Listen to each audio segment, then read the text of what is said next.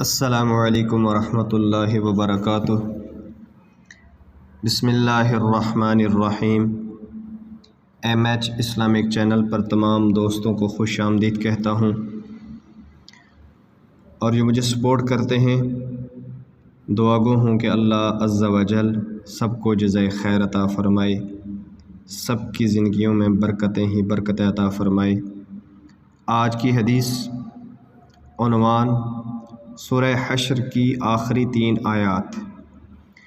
حضرت معقل بن یسار رضی اللہ تعالی عنہ نقل کرتے ہیں کہ رسول اللہ صلی اللہ علیہ وسلم نے ارشاد فرمایا کہ جو شخص صبح کے وقت 3 مرتبہ یہ کہے اعوذ باللہ السمیع العلیم من الشیطان الرجیم، پھر سورہ حشر کی آخری 3 آیات پڑھے، اللہ تبارک و تعالی اس کے ساتھ 70,000 فرشتے متعین کرتا ہے جو اس کے لیے شام تک دعا مانگتے ہیں اور اس کے گناہوں کی بخشش چاہتے ہیں، اور اگر وہ شخص اس دن مر جاتا ہے تو شہادت کی موت پاتا ہے، اور جو شخص اس کو شام کے وقت پڑھے تو صبح تک یہ سعادت حاصل ہوتی ہے۔